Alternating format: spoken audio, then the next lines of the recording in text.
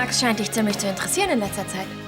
Was denkt ihr immer alle von mir? Es ist schon blöd, wenn man verliebt ist und dann auch noch einen Rivalen hat.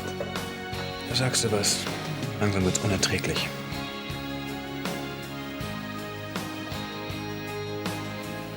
Also dann gib mir den Ring, dann lösen wir die Verlobung eben auf, wenn du dich damit besser fühlst.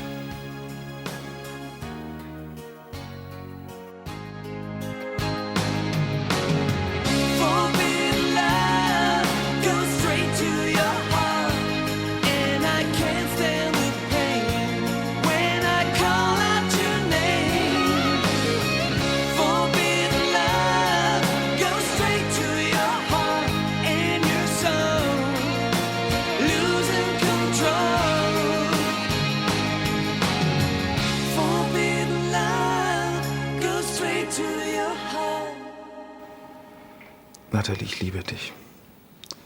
Aber ich will auch nicht, dass du weiter leidest. Vanessa hat das alles doch nur inszeniert, um sich wichtig zu machen. Einmal Luder, immer Luder.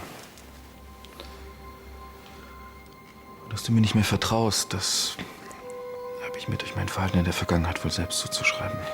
Nur in der Vergangenheit. Dass ihr mir alle keine Chance mehr gibt, das muss ich wohl akzeptieren.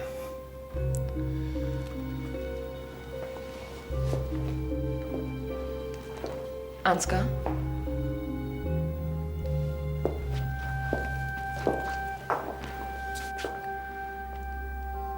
In der Liebe zählt nur eins.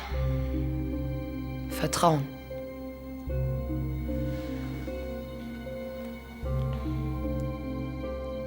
Und ich vertraue dir. Egal, was alle anderen sagen oder was irgendwelche Käseblätter schreiben.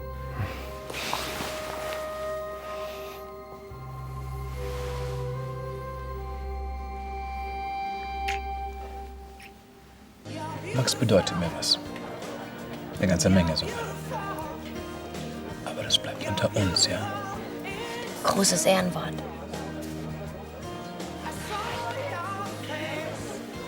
Bernie hat uns bei den Turteltäubchen 2 Kaffee mitgebracht mit extra viel aufgeschäumter Milch.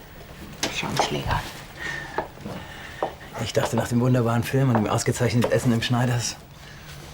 So einen schlechten Geschmack kann Max gar nicht haben. Aber die ist so launisch, der traue ich alles zu, weißt du? Was macht der Clown noch so lange bei ihr? Du, wenn du möchtest, können wir morgen wieder ins Kino gehen. Spätvorstellung für Romantiker. Ein Separé nur für uns alleine. Und das Kino befindet sich zufälligerweise in der Bahnhofsgegend? Nein, nein, direkt an der Queue. Ein Separé mit Kerzenlicht und wir trinken Champagner. Ich bevorzuge Kaffee. Siehst du? Sag mal, wie viele Gemeinsamkeiten haben wir eigentlich noch? Hm? Am liebsten Kaffee. Allein. Auf meinem Bett. Mit einem guten Buch. Danke. Tschüss.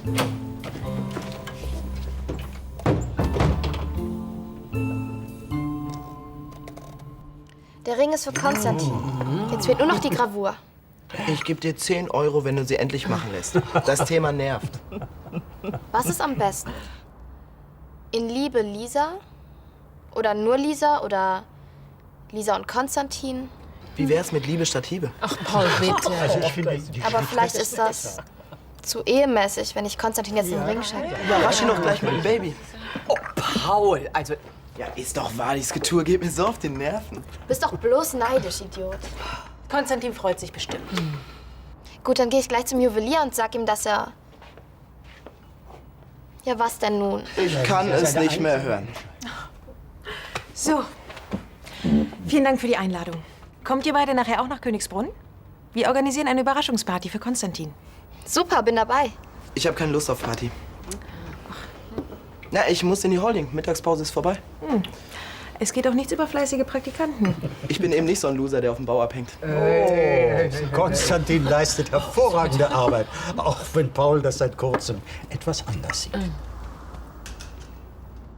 Ich weiß, du bist anderer Meinung. Aber ich glaube, Ansgar, dass Vanessa ihn für ihre Zwecke benutzt hat. Warum kannst du deinem Sohn nicht glauben? Weil ich das in der Vergangenheit schon zu oft getan habe. Und aus manchen Fehlern lernt man. Ich gebe dir vollkommen recht. Ansgar hat sich einiges geleistet. Aber du kennst auch Vanessa. Sie hat lang genug hier gewohnt und du weißt, wozu sie fähig ist. Allerdings. Ich traue ihr so eine Intrige zu. Dann hoffe ich sehr für dich, dass du richtig liegst. Gut, dann kopiere ich dir zuerst das Protokoll für das Meeting und leg dir dann die Kopien in die Fächer, ja? Ja. Vorher möchte ich aber noch kurz eine Mitarbeiterbesprechung mit dir halten. Dein Streit mit Konstantin. Lässt er sich nicht irgendwie aus der Welt schaffen? Bis vor kurzem wart ihr noch die dicksten Freunde. Wenn ihm unsere Freundschaft wirklich was bedeuten würde, dann hätte er mich nicht einfach so hängen lassen, als der Talentscout beim Training war. Ich könnte jetzt in der NRW-Auswahl trainieren. Aber ich habe mich mal wieder auf die Falschen verlassen. Das passiert mir auch nicht nochmal. Ach, Paul. Ich fänd's wirklich schade. Ihr wart Selbst doch wenn immer- ich sagen würde, okay, vergeben und vergessen. Wann und wo soll denn bitte eine Aussprache stattfinden? Er hängt doch nur mit meiner Schwester rum. Frisch Verliebte sind nun mal so. Ich bin abgemeldet. Nein. Du bist ihm wirklich wichtig. Ich war es. In seinem Leben vor Lisa. Als Trottel, der mit ihm zum Volleyball gegangen ist. Kein Wunder, dass sich Frau Kepler nirgends findet. Ich hätte ihr gleich sagen sollen, dass du es nicht länger als 2 Tage im Bett aushältst. Wir haben nur einen kleinen Spaziergang durch den Park gemacht. Konntest du mit ihr Schritt halten? Ja, so gerade noch. Aber wenn ich das Fahrrad nicht dabei gehabt hätte. Das kenne ich. Gut, ich bereite dann mal Konstantins Party vor. Und danke für den Geschenktipp. Gerne. Na?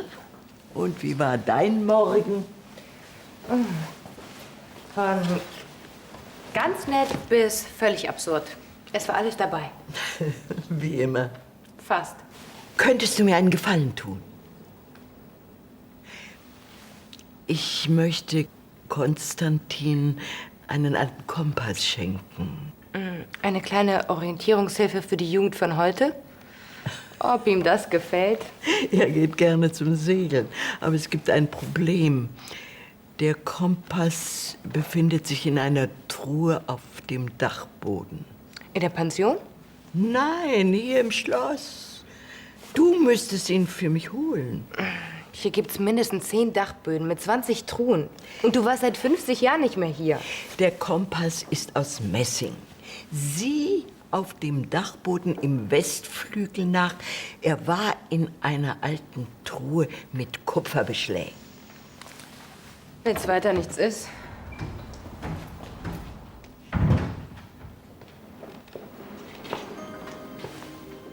Hallo. Hallo.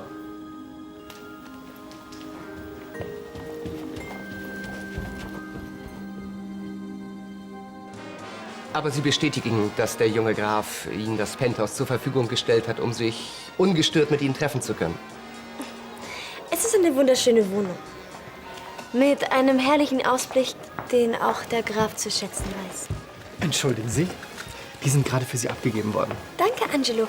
Können Sie mir noch ein Glas Champagner bringen? Selbstverständlich. Und die stelle ich in die Vase, ja? Dankeschön.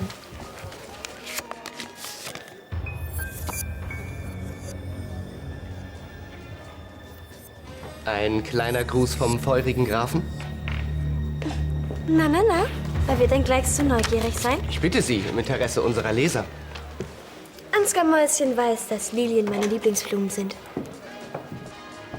Ja, der Graf mit seiner Verlobten. Mein Horoskop hatte recht. Heute ist ein Bombentag. Graf Langstein? Ja. Kasimir Heitzig von der Glanz und Gloria. Würden Sie mir bitte ein paar Fragen beantworten? Warum sollte ich das wohl tun? Die Fotos, die gestern von Ihnen und Frau von Beinbach veröffentlicht wurden, wie stehen Sie dazu? Das hier hat Ansgar in der Kneipe vergessen. Ich stelle es ihm gleich in seine Suite. Soll ich Sie vor nach oben begleiten? Nicht nötig. Aber wenn Sie mir ein Kirschwasser ins Zimmer stellen würden. Mit dem größten Vergnügen. Sagen Sie mal, Mimi, was hat Sie eigentlich nach Königsbrunn verschlagen? Mein Sohn. Welcher Sohn? Johannes Graf von Lahnstein. Was, der Graf ist Ihr Sohn? Ja, das ist eine lange Geschichte. Erzähl ich mal in Ruhe. Ja, vielleicht kann ich Sie ja auf Ihr Zimmer begleiten.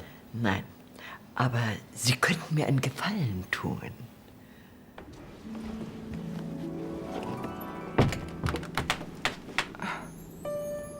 Wie soll ich denn hier bloß diese eine Tour finden?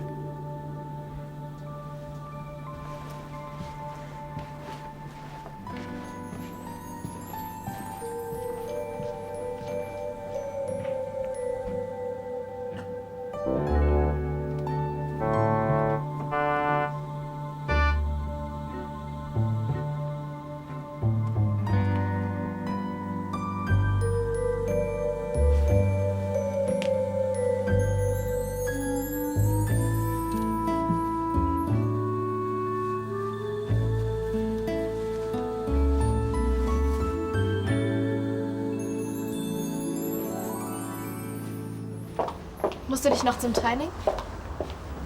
Doch. Paul kommt bestimmt auch, das ist die Gelegenheit. Obwohl, ich bin schon ziemlich kaputt vom Bau. Also ich muss heute Fenster einsetzen und... Fällt dir keine dümmere Ausrede ein, um dich vor deinem Beziehungsgespräch mit Paul zu drücken? Konstantin, für mich ist das auch nicht besonders toll. Ihr redet kein Wort mehr miteinander und ich hänge zwischen allen Stühlen. Mann, an mir liegt's doch nicht. Genau das Gleiche sagt Paul auch. Ihr seid echt wie Kinder. Ja, okay, überredet. Ich habe heute Nachmittag sowieso keine Zeit für dich. Warum nicht? Du musst doch nicht alles wissen. Paul, gehen wir heute zusammen zum Training? Nö, ich spiele mit Ben. Guck, ist die totale Krise. Es wird nichts mehr. Und für Sie ist es also undenkbar, dass dieses kleine Tête-à-Tête Ihres Verlobten eine Art Junggesellenabschied war? Das war kein Tête-à-Tête. Ich vertraue Ansgar. Mehr als Vanessa von Weinbach. Was soll man von einer Person mit diesem familiären Hintergrund auch erwarten? Ein krimineller Vater, berufliche Rückschläge und diese allgemeine Zügellosigkeit. Wissen Sie, ich habe beinahe Mitleid mit ihr. Es ist schon bedauerlich, zu welchen Mitteln dieses arme Ding greifen muss, um eine gewisse öffentliche Wahrnehmung zu erzeugen. Man sagt, auf eigens veranstalteten Partys soll sie sogar strippen. Diesen Ludern sind wirklich alle Mittel recht. Was soll man dazu sagen? Sonst noch Fragen? Nein, danke, dass Sie sich so viel Zeit für mich genommen haben. Aber ich bitte Sie, das tue ich doch gern, wenn es der Wahrheitsfindung dient. Es ist immer besser, beide Seiten anzuhören. Unsere Leser werden es Ihnen danken. Das will ich doch hoffen.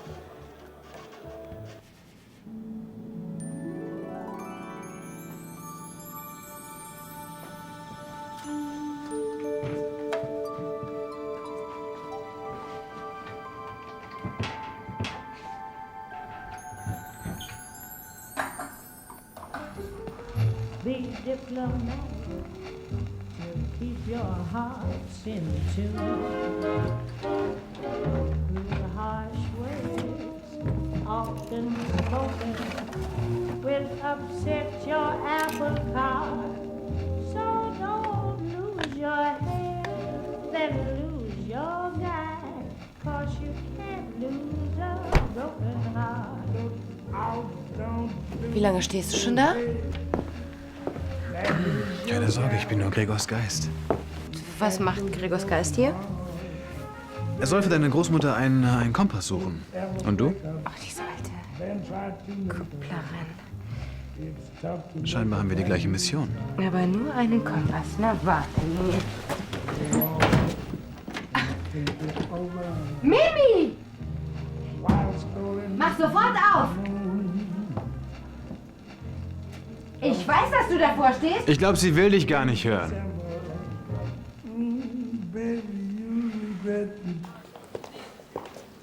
Was? Wie sind die Jungs untergebracht? Gemeinschaftsdusche, Außentoilette? Sagen Sie, gibt es in der Nähe kein brauchbares Hotel? Ich meine, es muss nichts Außergewöhnliches sein. 4 Sterne reichen. Einen Moment bitte. Er soll schließlich angemessen wohnen. Es soll ein Geschenk sein und keine Strafexpedition. Ja, am besten bestellst du Konstantin noch 4 Sänftenträger, die ihn zum Training tragen.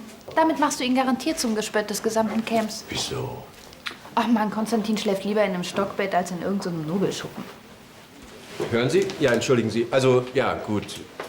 Gut, mein Sohn übernachtet in dieser Jugendherberge. Und, wie kommt der Schriftzug? Super. Lisa, was macht eigentlich der Ring? Für welche Gravur hast du dich entschieden? In Love, Lisa. Ist das blöd? Nein. Als Freundin des Geburtstagskindes hat man doch auch einen Wunsch frei, oder? Sagte meine Tochter und änderte plötzlich alle Regeln. Also raus damit. Ich würde gerne bei Konstantin übernachten. Das muss ich mir noch gründlich überlegen.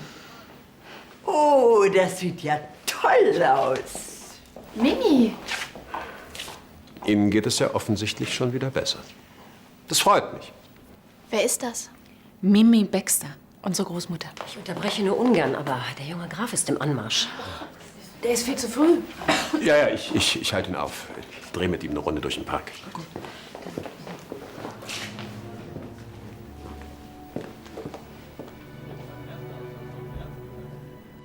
Konstantin, ist dein Training ausgefallen? Nein, aber ohne Trainingspartner sitzt man eh nur blöd auf der Bank rum. Ich wollte gerade zu den Stallungen, um nach unseren neuen Pferden zu schauen. Kommst du mit?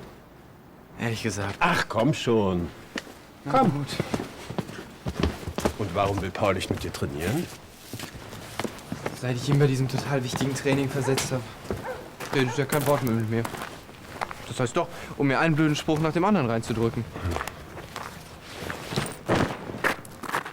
Ich hab's aber auch selbst verbockt. Ja, und jetzt? Keine Ahnung. Er will sich nicht mit mir aussprechen, nimmt keine Entschuldigung an. Ja, vielleicht findet er es überflüssig. Ich meine, signalisiere ihm, dass er dir wichtig ist, dass dir eure Freundschaft was bedeutet. Was soll ich denn machen? Einen Blumenstrauß schenken? Ein romantisches Candlelight-Dinner zu zweit vielleicht? Ja, also dir fällt bestimmt was Besseres ein.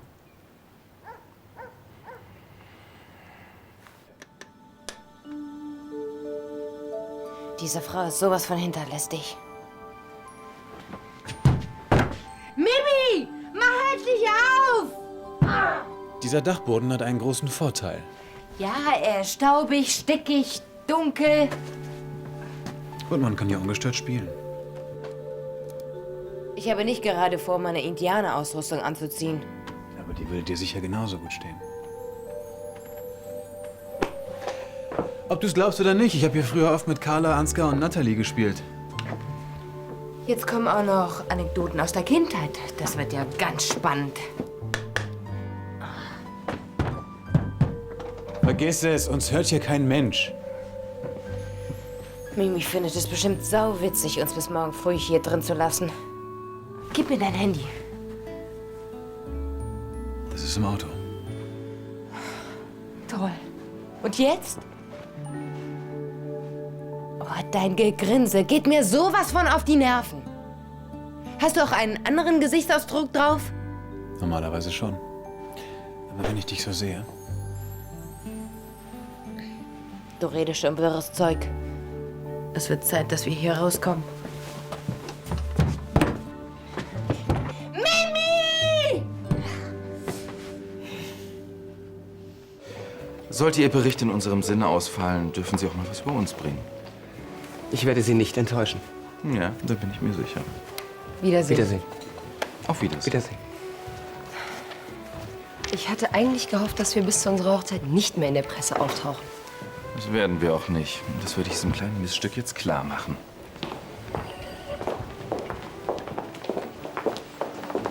Wie hoch war der Scheck, damit Heizig deine Lügen abdruckt? Ich bitte dich, das war doch gar nicht nötig. Er ist Profi und kann als solcher die Glaubwürdigkeit seiner Interviewpartner hervorragend einschätzen. Vanessa, deine kleine miese Intrige ist gescheitert, also gib gefälligst auf. Ich bin mir allerdings sicher, dein unnachahmlicher Vater hat sicherlich einige Tipps für solche Niederlagen parat. Das werden wir sehen. Das werden wir nicht sehen. Und vor allen Dingen will ich dich hier nicht mehr sehen. Bis morgen Mittag wirst du das Penthouse verlassen, und zwar mit Sack und Pack. Es tut mir ausgesprochen leid. Aber diesen Wunsch kann ich dir nicht erfüllen. Der Mieterschutzbund, du verstehst? Schade, dass du mit deinem mickrigen Gourmet-Service nicht mehr über alle Vorgänge in der Holding informiert wirst. Ich habe natürlich mit deinem Schwesterlein einen wasserdichten Mietvertrag aufgesetzt. So was Dummes aber auch. Soll sie doch da oben versauern, hm? Uns kann's ja egal sein. Dir sollte es aber nicht egal sein. Ich bin mir sicher, dass Ansgar den Whirlpool mal gerne mit mir ausprobieren würde. Und wenn ich dir da oben Strom und Wasser abdrehe, du wirst im Penthouse keine glückliche Minute haben. Darauf kannst du dich verlassen.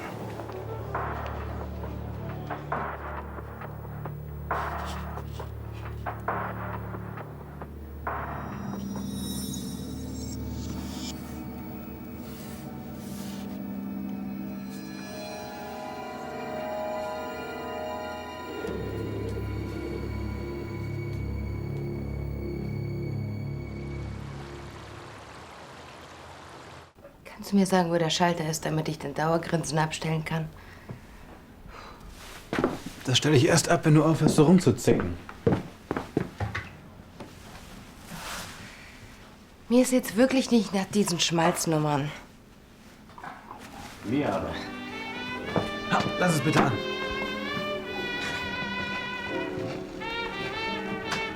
Gregor, ich kann nicht tanzen. Ich aber. Lass dich einfach führen. Ich zeig dir, wo es lang geht. Das hättest du wohl gerne.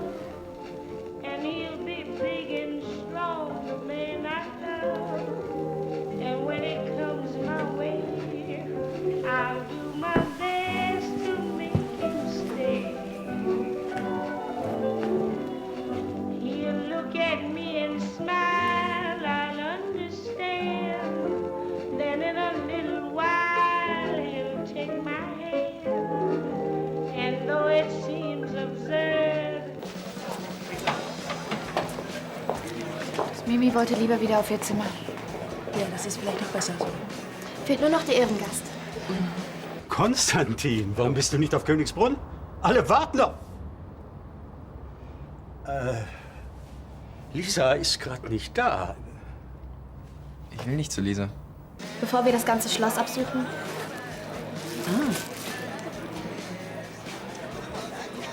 Was willst du? Ich glaube, wir haben noch was zu klären. Die therapeutische Gesprächsgruppe findet 2 Straßen weiter statt. Ich dachte an eine Partie Race Adventure. Die Revanche ist längst fällig. Geschenkt. läuft. Ebenfalls die Fahndung nach der Schlägertruppe. Sie hat ein Dienst rund um die Uhr bewacht. Insgesamt sind 40 Beamte dran. Die ballistischen Untersuchungen bezüglich der Tatwaffe laufen. Projektile werden untersucht. Wir gehen davon aus, dass in beiden Fällen mit einer und derselben Waffe geschossen wurde. Leider hat der Täter keine nennenswerten Spuren hinterlassen. Habt ihr Bier im Kühlschrank? Ja. Was ist eigentlich mit der Party? Welche Party denn? Lisa und deine Familie haben auf Königsbrunn eine Party organisiert. Wissen Sie, wenn ich Sie wäre, hätte ich Angst. Wie, und du bist nicht dabei? Warum sollte ich?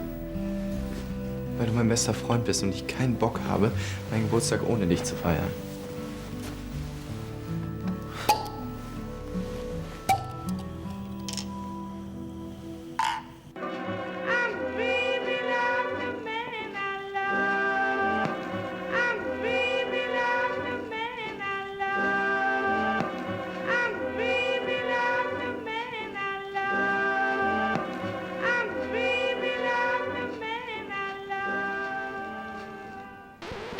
Hör auf!